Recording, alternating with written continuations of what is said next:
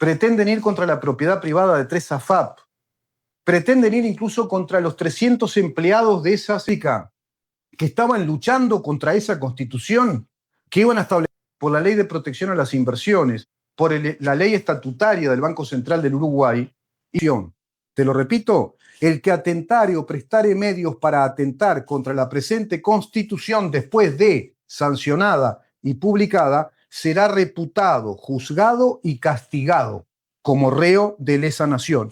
Y le atribuye esta competencia exclusiva, la misma Constitución, a la Suprema Corte de Justicia, de acuerdo a lo que dispone en el artículo 239.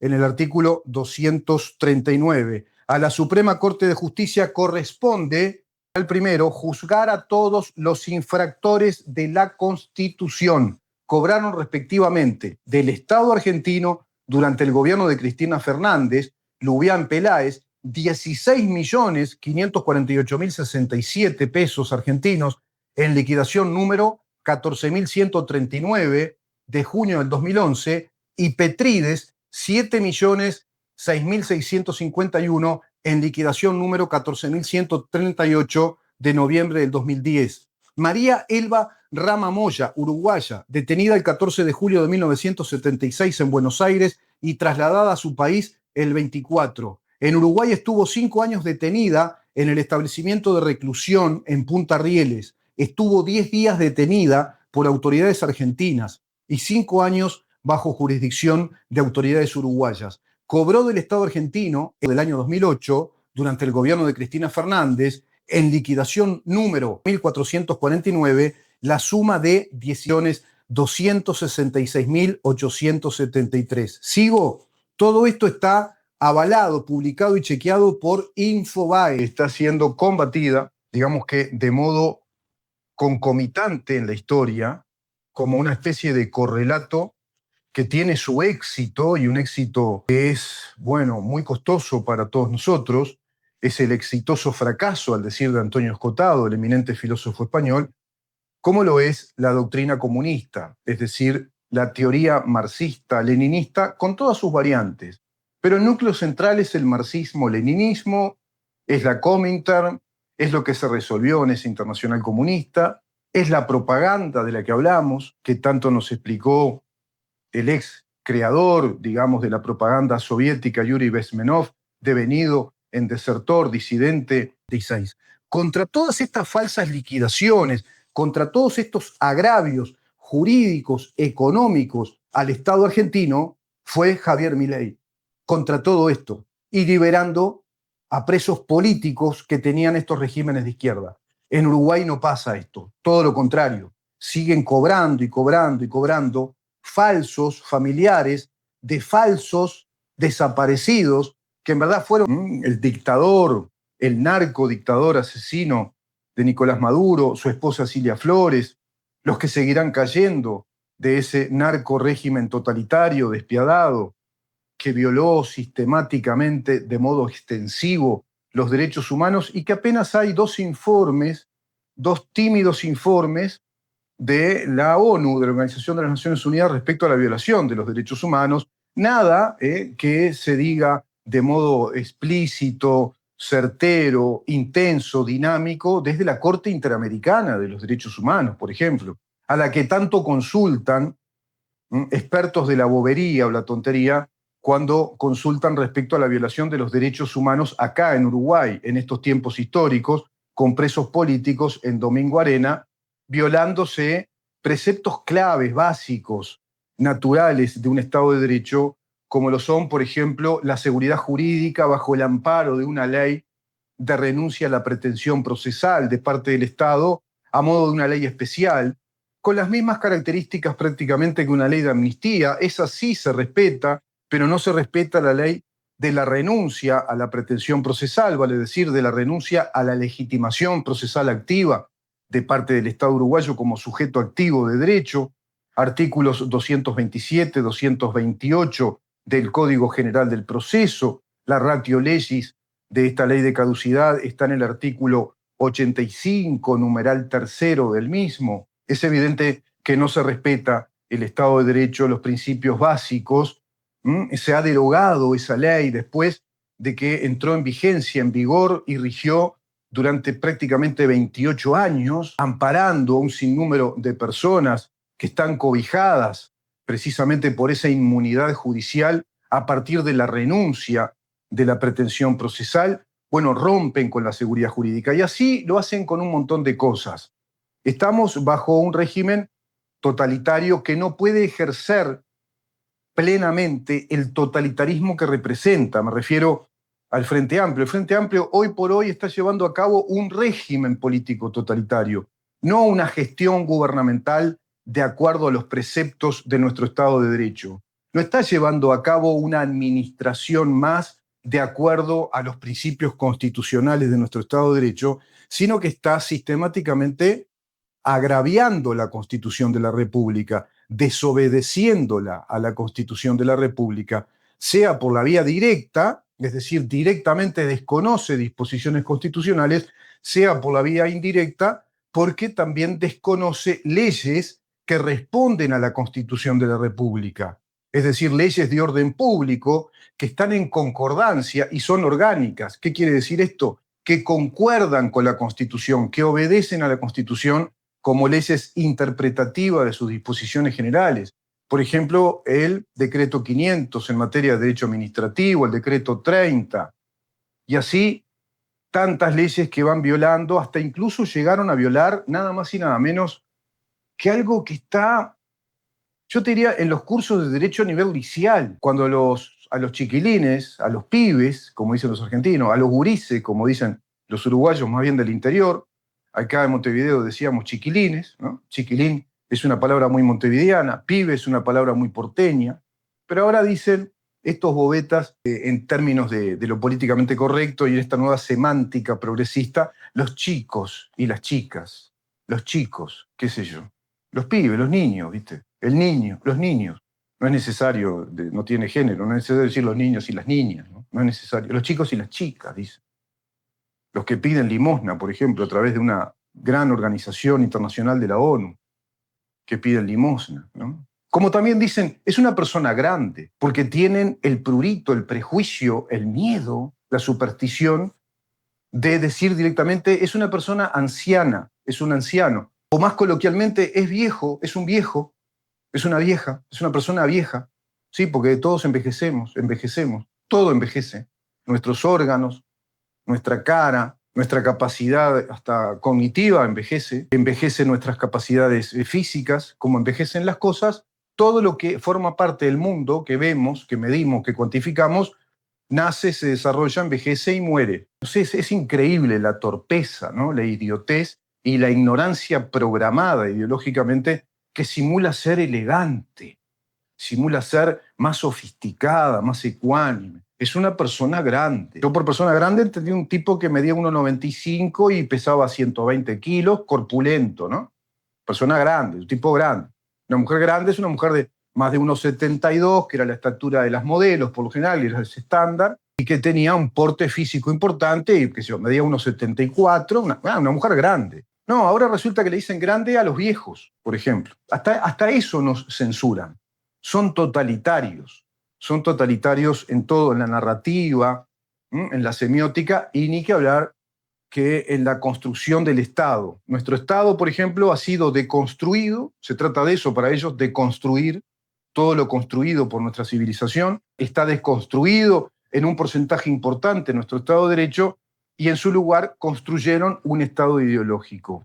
Entonces vengo con este tema hoy fundamentalmente, que es precisamente lo vinculado a los supuestos damnificados, víctimas de un Estado que ejerció terrorismo desde el poder político de gobierno, en un marco histórico que establece una ley, a mi criterio, yo qué sé, no sé ni cómo calificarla, porque es inconstitucional, sí, claro que es inconstitucional, pero además es irracional, es antihistórica, no obedece a la verdad, no tiene naturaleza de ley, no tiene una fuente de validez jurídica, una ley que se dedique tan solo a expresar que en Uruguay existió un momento histórico en el cual se ejerció el terrorismo de Estado, que se persiguió a grupos de personas, que se violó derechos humanos, tipificando además los delitos de lesa humanidad en un periodo histórico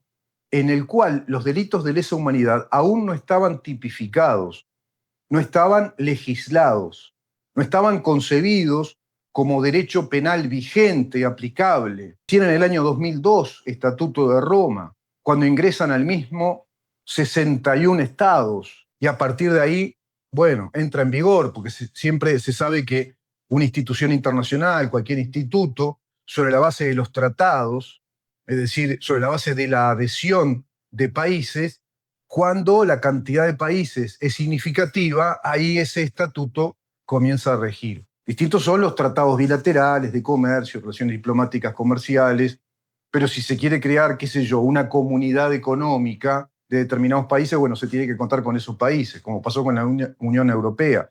Ahora, si se quiere crear una sede internacional del derecho penal con competencia internacional en materia de derecho penal, pero que resulta una competencia pura y exclusivamente vinculada a delitos que tienen tal gravedad que son imprescriptibles a partir de la entrada en vigor del estatuto de esa sede penal que tiene competencia internacional, se necesita, bueno, que muchos países ratifiquen ese estatuto a modo de un tratado, es decir, se incorporan, se adhieren, suscriben a ese tratado. Y así lo hicieron 61 países, o 62, ¿no? Pero en ese promedio, así lo hicieron en el año 2002, con un estatuto que se formuló en el año 1998. Me estoy refiriendo al Estatuto de Roma, que no es otra cosa que la Corte Penal Internacional. La Corte Penal Internacional. Estatuto que fue formulado, aumentado, por el eminente jurista de origen húngaro o rumano o judío húngaro, Benjamin Ferenc, naturalizado norteamericano, quien llevó a cabo los juicios de Nuremberg contra los nazis. Ese juicio histórico, ese juicio realmente, yo te diría, ejemplar, modélico, respecto a una nueva forma de concebir el derecho penal y de concebir la entidad de determinados delitos. En ese caso, se acuñó la terminología y la tipificación penal elaborada por el propio doctor Benjamin Ferenc del delito de genocidio.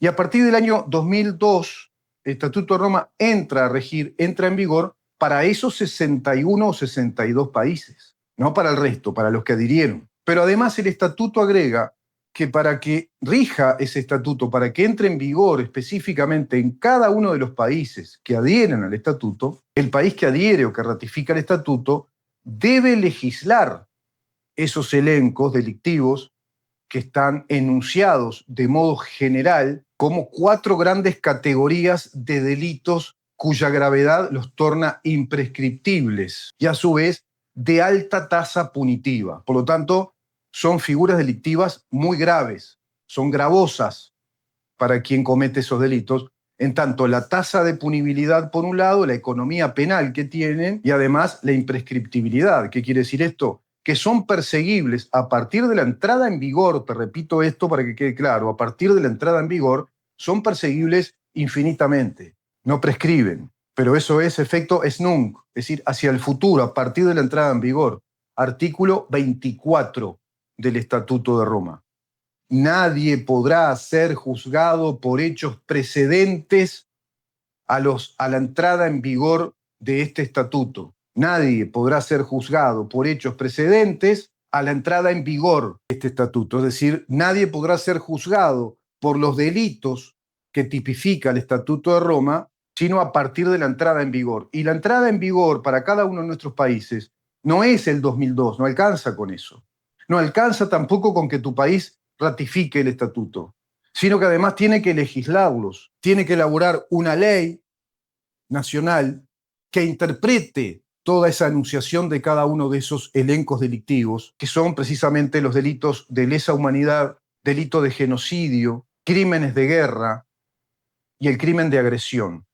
Son 4 grandes figuras delictivas que tienen una enorme cantidad de hipótesis que deben configurarse como tipificaciones precisas penales que determinen que en ese país se legisló la nueva tipificación penal, a la que suscribió. En Uruguay siquiera se hizo eso. Uruguay siquiera, después de ratificar el estatuto, Uruguay se incorpora en el 2004, y se nos dice que en el 2006 Uruguay, legisló. Mentira. Lo que hizo fue darle naturaleza de delitos de lesa humanidad a los delitos graves que tipifica nuestro Código Penal del año 1934, todos los delitos graves, es decir, delitos de violación, de lesión grave, homicidio premeditado, homicidio doloso, desaparición, todos esos delitos que ya existían como delitos comunes, graves, los convierte por arte de magia en delitos de lesa humanidad. Pero no es así.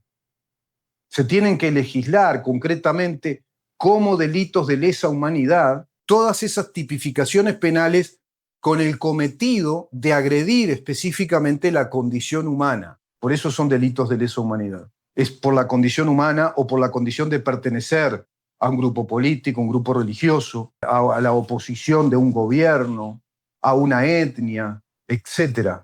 Por eso son de lesa humanidad. Y dentro de esos delitos de lesa humanidad hay uno tan grave que merece ser tipificado aparte, que es el de genocidio, que es directamente el exterminio de toda una población, por ejemplo.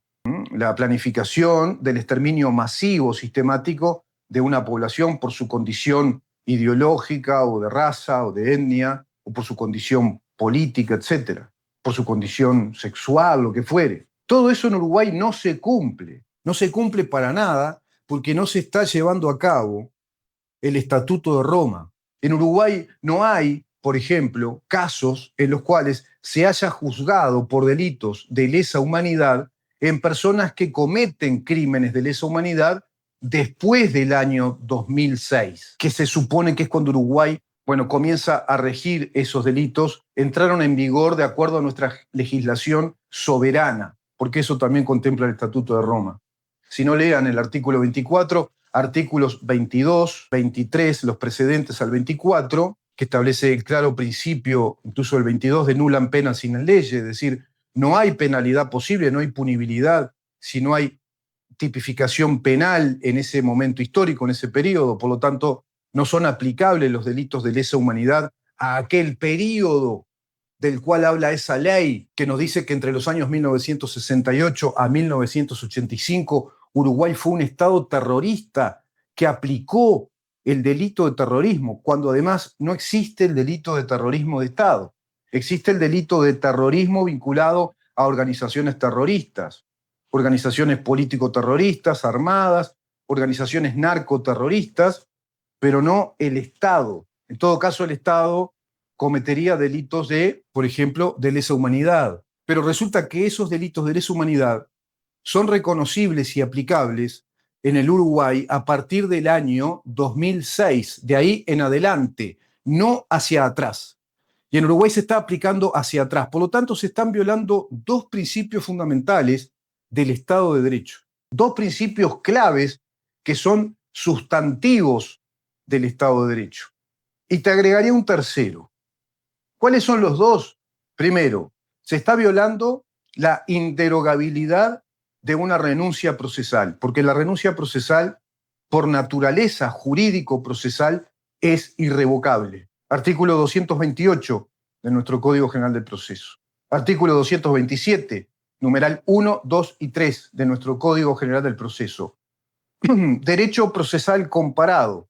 Exactamente plantea lo mismo la doctrina y las legislaciones, los distintos códigos del proceso en los países occidentales, que la renuncia de la legitimación procesal activa, la renuncia del sujeto activo de derecho procesal, cuando es aceptada de parte del juez a través de la argumentación que se brinde, que tienen que ser argumentos de derecho y de hecho, aceptados por el juez, una vez que el juez acepta esa renuncia, acepta la finalización definitiva del litigio, acepta la oclusión, el término final de ese litigio con valor de cosa juzgada. Es decir, no se puede reiniciar, dice nuestro código, la misma acción renunciada. No se puede reiniciar una causa penal por los mismos motivos que llevaron a la renuncia. de esa pretensión procesal. ¿Por qué? Porque la renuncia, dice el artículo 228, tiene efectos irrevocables, es de carácter perpetuo, es para siempre. Por lo tanto, la ley de caducidad, ¿qué es eso?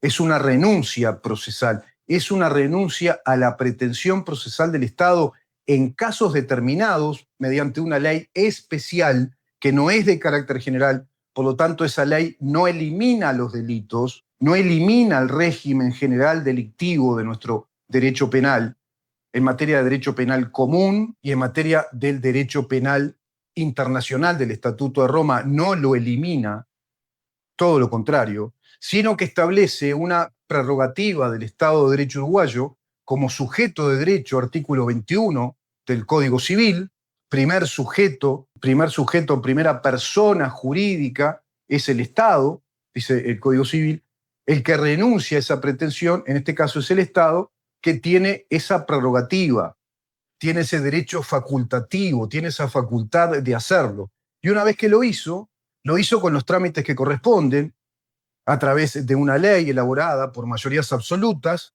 aprobada, sancionada y promulgada, aprobada por mayorías absolutas en su momento, ratificada, por supuesto, por el Poder Ejecutivo y comunicada a la Suprema Corte de Justicia, que es el Poder Judicial, la cual manifestó su visado, es decir, manifestó que está de acuerdo con esa renuncia procesal porque se le avisa a la Suprema Corte de Justicia que el Estado uruguayo, en casos específicos que determina esa ley, de acuerdo a los artículos 1, 2 y 3, se reserva ese derecho de renunciar a la pretensión procesal. Y la Suprema Corte de Justicia declaró constitucional esa ley aprobando la renuncia. Por ende, le dio efectos, en este caso, le dio a la ley efectos perpetuos, el efecto de la revocación de esa, digamos, posibilidad de litigio, es decir, le dio los efectos de una renuncia irrevocable. Ahí hay un ejemplo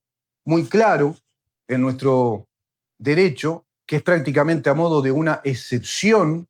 Yo te diría que es sui generis, es excepcionalísimo. Lo mismo sucede con la ley de amnistía. Son los dos casos, que es para leyes especiales, en los cuales los tres poderes legislan. Los tres poderes del Estado son los que colegislan esas leyes especiales. Y una vez que están legisladas con la aprobación del Poder Judicial, son irrevocables. En cambio, el Frente Amplio, partido del gobierno de José Mujica, la revocó, la derogó, echando por tierra, derribando, rompiendo, pulverizando con una bomba atómica ideológica la estructura básica de nuestro Estado de Derecho, los principios elementales, los principios más básicos, más elementales, agrediendo directamente la médula espinal de nuestro Estado de Derecho, porque rompen todo eso y rompen además el principio que establece el artículo 15 del Código Penal, que es la irretroactividad, la no retroactividad de la ley penal inexistente en el pasado, así como la no retroactividad de la ley más grave. Y en ambas hipótesis, bueno, estamos ante los delitos de lesa humanidad, porque es una ley inexistente en ese periodo y además es más grave que los delitos comunes que ya prescribieron incluso. Si fueran juzgados por delitos comunes como torturas, desaparición forzada, privación de libertad indebida sin el debido proceso, asesinatos, ya estarían prescriptos, además, porque serían delitos comunes. Pero en ese caso están aplicando delitos que no existían en el pasado con una punibilidad muy severa. Por lo tanto, violan también el artículo 15 y el artículo 24. Artículo 15 del Código Penal uruguayo vigente y el artículo 24, 22, 23, también 12, 11, 13 del Estatuto de Roma, el Frente Amplio. Pero junto con todos los legisladores de todos los partidos políticos, porque en el gobierno anterior esto no se resolvió, no lo solucionaron esto. Y el tercer punto es que todo esto pulveriza, destroza la seguridad jurídica. Destroza la seguridad jurídica, como lo van haciendo en otros temas. Entonces tengo esta nota interesantísima de un gran investigador uruguayo, gran investigador que me aporta también muchísimos datos, no voy a revelar la fuente, y que dice, la culpa era de los retiros militares. Hay verdades que duelen porque desnudan décadas de relato. El programa El Cernidor puso sobre la mesa lo que muchos intuían, pero pocos se atrevían a nombrar. Mientras se señalaba a los retiros militares como el gran problema fiscal, fíjate vos, la perspectiva de género con lo que nos gasta más de 100 millones de dólares por año no es problema fiscal. La desfinanciación de ANCAP no es problema fiscal. La desfinanciación de Antel en 1.000 millones de dólares que dejó Carolina Cose no es problema fiscal. La desfinanciación brutal de la Intendencia Municipal de Montevideo en más de 800 millones de dólares no es problema fiscal. Qué increíble, ¿no? Ahora que se hayan ido 7.300 y pico de empresas que habían venido bajo el gobierno anterior, no es problema fiscal. Qué increíble. El problema fiscal está en los retiros militares. Esos militares a los cuales someten también al escarnio, al oprobio, al daño moral, al daño físico, violando todos estos principios de nuestro Estado de Derecho, cometiendo crímenes de lesa humanidad porque están bajo privación indebida de la libertad, sin garantías de un debido proceso, con mala praxis, a través de una metodología ideológica de escarmiento a herederos de aquel régimen militar que había luchado contra quienes atentaron nada más y nada menos que contra nuestra Constitución, contra nuestro Estado de Derecho. Es impresionante, ¿verdad? Bueno, acá hay todo un drenaje ante la masa, ante la opinión pública, que lamentablemente es silencioso, si bien hace ruido por todos lados esto. Pulverizaron el Estado de Derecho, lo destrozaron. Este es un ejemplo, claro, está llenísimo de ejemplos, si ustedes lo saben, los que siguen el programa, que vamos dando una lista enorme, lamentablemente, desde una propuesta periodística sistemática, desde este programa que es de Libertas, primer fundación liberal de la República Oriental del Uruguay, programa que tiene como nombre esta pregunta: ¿en dónde estamos? Nos encontrás en YouTube a partir de las 19 horas y también a las 21 horas de lunes a viernes con contenidos nuevos, y nos encontrás en la 30, CX30 Radio Nacional, de lunes a viernes de 11 a 13 horas, de lunes a viernes en la 30 de 11 a 13 horas, www.radionacional.com.uy, y nos encontrás también en Libertas, nuestra web, que es www.libertas.uy, www.libertas.uy, primer fundación liberal de la República Oriental del Uruguay. Bueno, y tenemos todo nuestro streaming, nuestro canal YouTube, que tiene el nombre del programa, en donde estamos, tocas la campanita, te suscribís, colaborás con estas ideas de la libertad, colaborás con las ideas de un periodismo independiente, de un periodismo de investigación, de desglose, de análisis, bueno, que sí está planteando la necesidad urgente de elaborar de modo cada vez más estratégico, más serio, más profundo, esto que una vez Agustín Laje denominó batalla cultural, expresión a la que yo incremento en el concepto de guerra cultural, porque se trata de eso. Y en nuestro país se está dando recién la guerra cultural, porque nuestro país ha sido víctima de una invasión ideológico-cultural. No estableció ninguna guerra ni ninguna batalla, porque para que se dé una batalla tiene que haber dos frentes, ¿no? Tiene que haber dos ejércitos que estén en lucha, dos bandos que estén emprendiendo esa lucha. En Uruguay no hubo ninguna lucha. Crecieron y se desarrollaron solitos los izquierdistas marxistas, el comunismo del Foro de San Pablo. Bueno, este drenaje silencioso, bueno, creció sin frenos. Después de años de investigación, el periodista Álvaro Alfonso documenta el costo acumulado de 3 leyes de indemnización votadas por todos los partidos políticos. Por todos, dice el eminente investigador uruguayo, el más importante en estos temas vinculados a la sedición, la subversión, la Guerra Fría en Uruguay, en el continente, el proceso histórico, el desenlace hacia el golpe de Estado, el proceso cívico-militar, el proceso militar y lo que vino luego, y el proceso a posteriori del proceso ya militar o de facto. Ahí tenés un libro, Operación Verdad, sumamente interesante, es el antepenúltimo, si no me equivoco. Tenés Camino el 73 también, de dos grandes amigos, eminentes investigadores, el historiador, por ejemplo, Roberto Velasco, y también el licenciado en Historia Militar y también coronel retirado, Alfredo Bravo, Camino el 73. Libro sumamente documentado respecto a lo que sucedió en todo ese proceso previo al golpe de Estado del 73.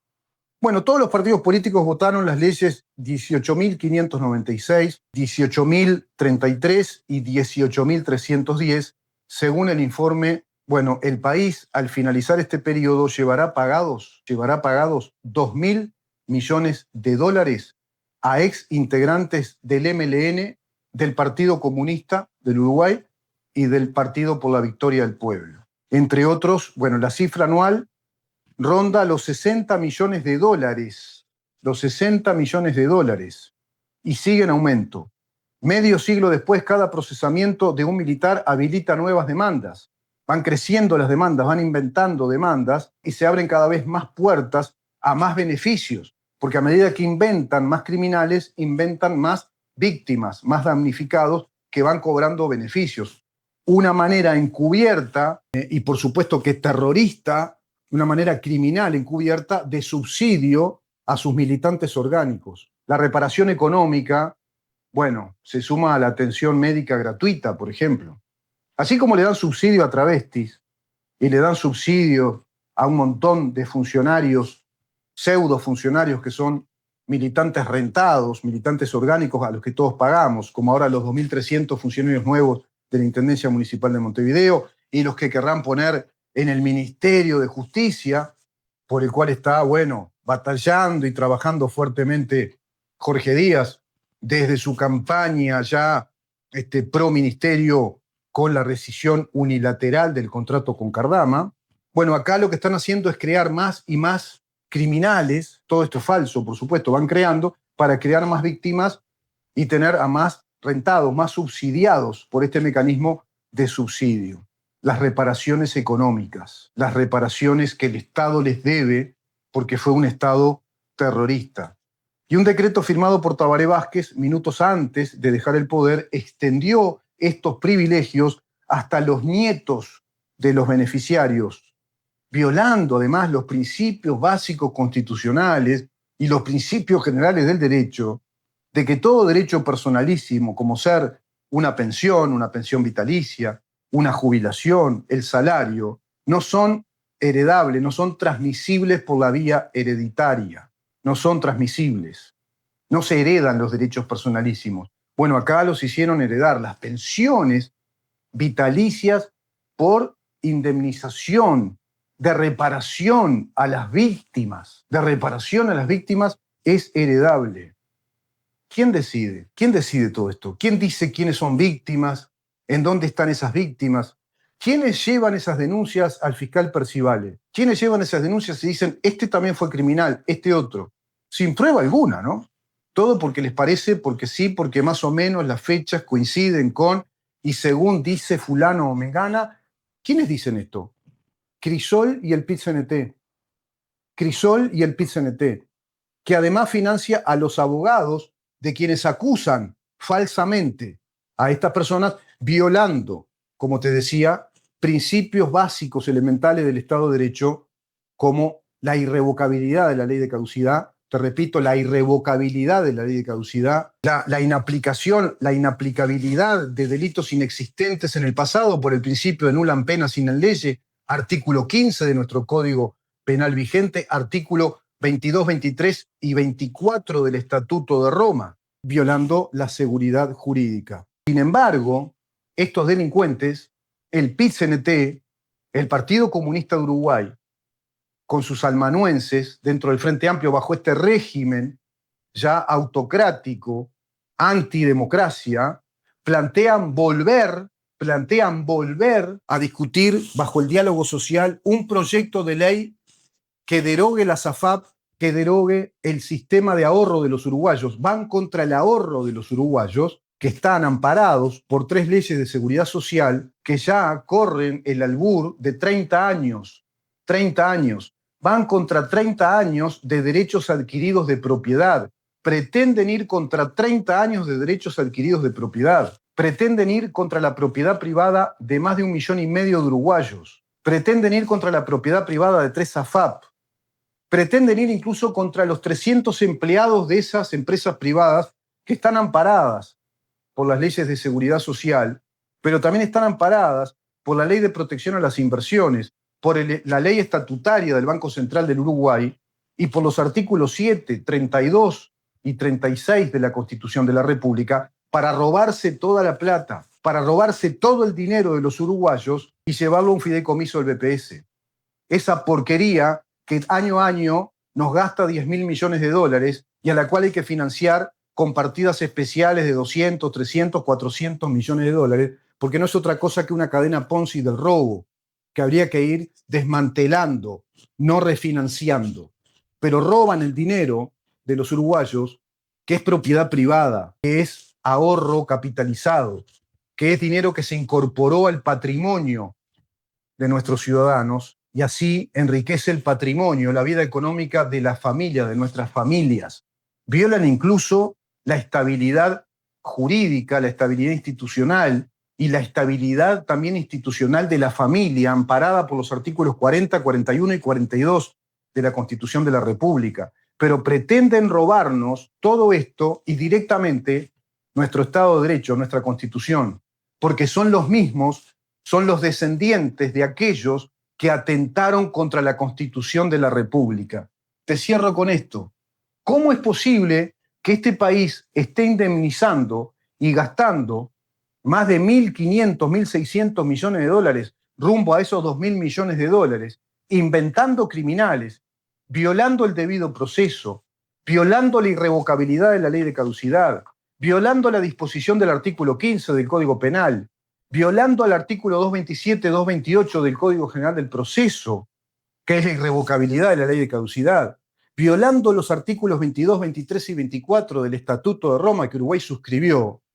¿Cómo es posible que sigan robando y robando, planteando indemnizaciones de quienes se dicen familiares de aquellos que cometieron el delito de atentado de lesa nación? Es increíble que Uruguay haya indemnizado ya desde aquella ley indemnizatoria de las reparaciones patrimoniales con el doctor Julio María Sanguinetti, que fue la primera ley que sacaron en rendición de cuentas apenas abrió la democracia. Qué mal que abrió, ¿no? Qué parto feo tuvimos. Nació feo el nene, nació más feo que yo, que dicen que yo nací con los ojos hinchados, todo con colirio. Mi padre se puso a llorar, pues decía, así salió feazo. No, tiene colirio, señor, le explicaron. Bueno, y soy bastante feo, pero no tanto como parecía que era cuando yo recién nací. Bueno, así nació la democracia uruguaya de nuevo. Nació muy fea, mal parida nació, mal parida, con reparación patrimonial. Aquellos que en un acta elevaron una proclama, Raúl Sendic, amenazando a todo el sistema político uruguayo y a la sociedad uruguaya, porque decía que iban a dar un golpe de Estado para instalar el régimen cubano, que iban a derribar a la Constitución de la República, que estaban luchando contra esa Constitución, que iban a establecer un modelo de cooperativas nacionales, de cooperativas de supermercados, de nacionalización de la banca, de la nacionalización de las empresas, que se terminaba esto de la propiedad privada y los capitales extranjeros y privados. Estaban directamente atacando a la Constitución de la República. ¿Y qué dice la Constitución de la República al respecto? Artículo 330. El que atentare o prestare medios para atentar contra la presente Constitución, después de sancionada y publicada, será reputado, juzgado y castigado como reo de lesa nación.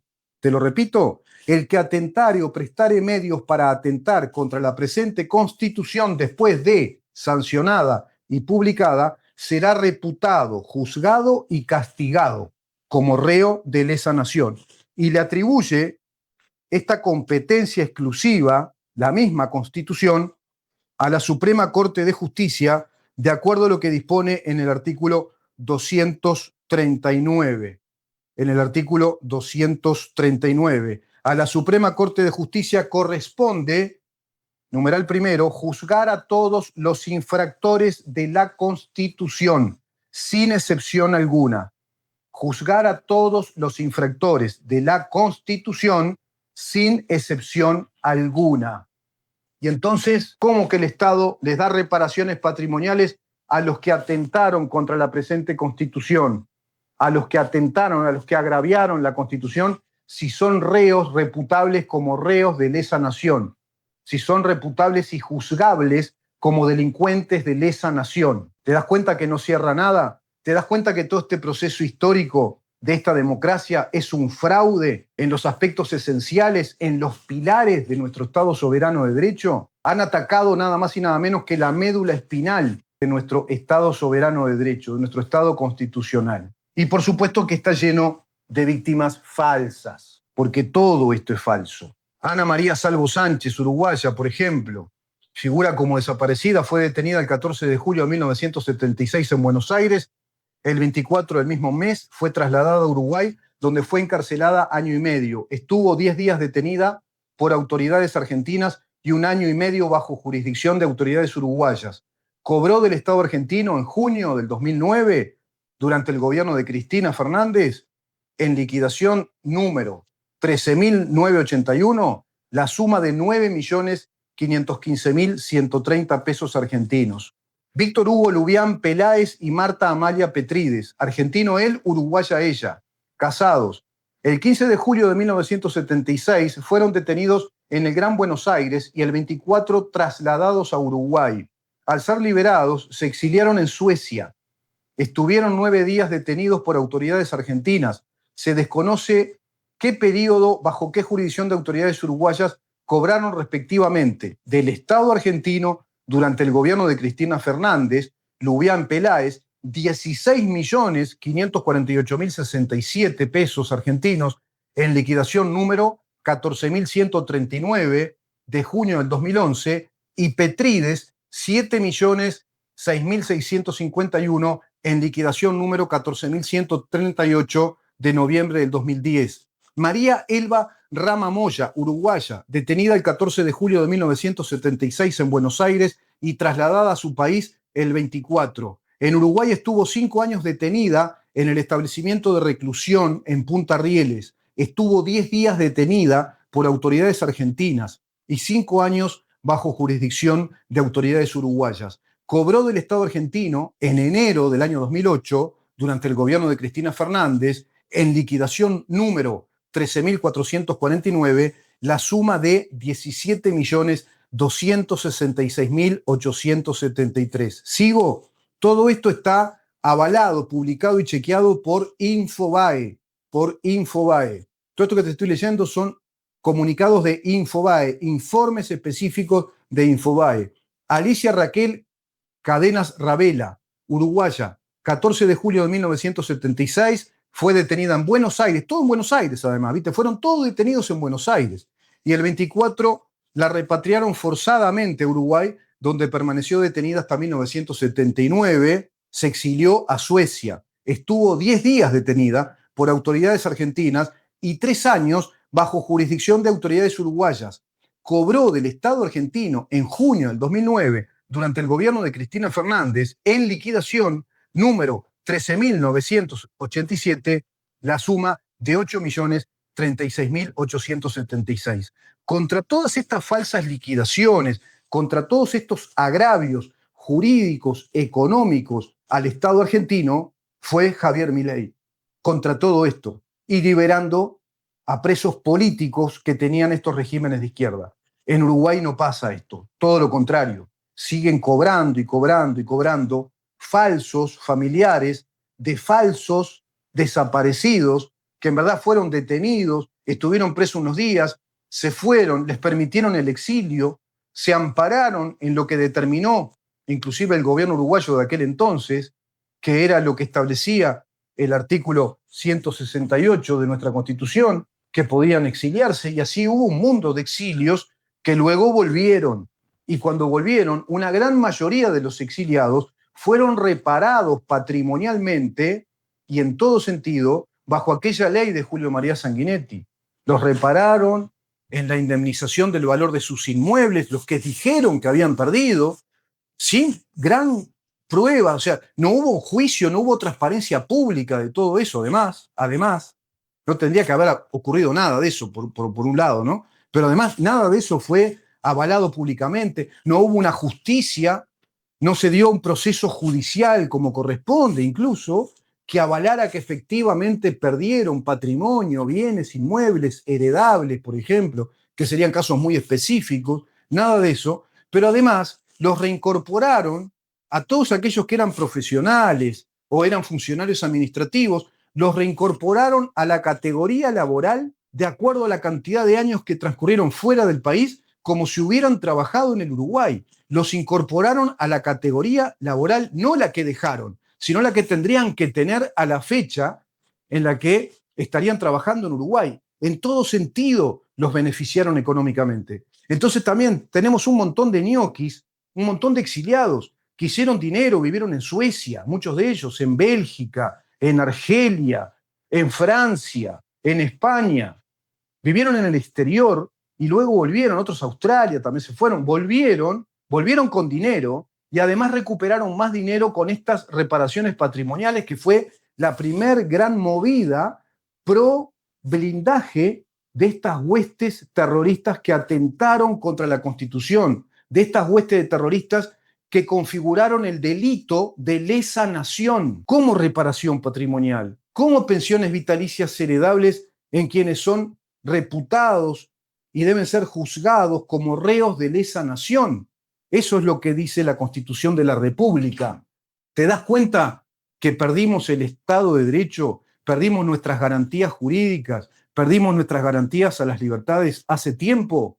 Y ahora vienen con esta porquería de querer robar los derechos adquiridos de propiedad y el régimen universal de la propiedad privada que establece la Constitución, porque desconocen el mismo plebiscito que ellos plantearon, desconocen el resultado del plebiscito, porque perdieron por goleada. El 62% de los uruguayos a ese plebiscito aberrante comunista que iban a instalar le dijo que no, el 62% del cuerpo electoral le dijo que no, y ellos, de modo absolutamente terrorista, sin vergüenza, de modo criminal, vuelven con un proyecto de ley, y están haciendo exactamente lo mismo que hicieron con la ley de caducidad. Como no pudieron tirarla abajo mediante la vía del referéndum, tampoco mediante la vía del plebiscito, cuando en 2 oportunidades el pueblo uruguayo les dijo que la ley de caducidad tenía que estar vigente, ellos la derogaron a escondidas bajo el gobierno de Mujica, solapadamente le dieron derogabilidad a esa ley. Y ahora pretenden derogar el régimen general, universal, de los derechos, de los ahorros, de los derechos de la capitalización de los ahorros, pretenden derogar el derecho de propiedad y pretenden derogar la seguridad jurídica, el derecho a la seguridad jurídica, al amparo y a la ultraactividad de la ley, que ampara a más de 1,5 millones de uruguayos, pero también ampara a 3 empresas privadas que vinieron a invertir a Uruguay y traccionan fondos de inversión, acumulando ya más de 32.000 millones de dólares en el Uruguay, que son precisamente dinero circulante, patrimonio, riqueza, que genera trabajo, que genera inversión. Contra todo eso pretenden ir ahora. Vinieron a robar, pero vinieron a robar los que dejaron, los partidos históricos tradicionales, dejaron que robaran. Vinieron a robar a los que dejaron que robaran, porque empezaron a robar apenas nació mal parida la democracia en el Uruguay. Unite a miembros del canal para apoyar el proyecto de Libertas Uruguay, de lunes a viernes por CX30, 11:30 AM, de 11 de la mañana a 1 de la tarde. ¿En dónde estamos?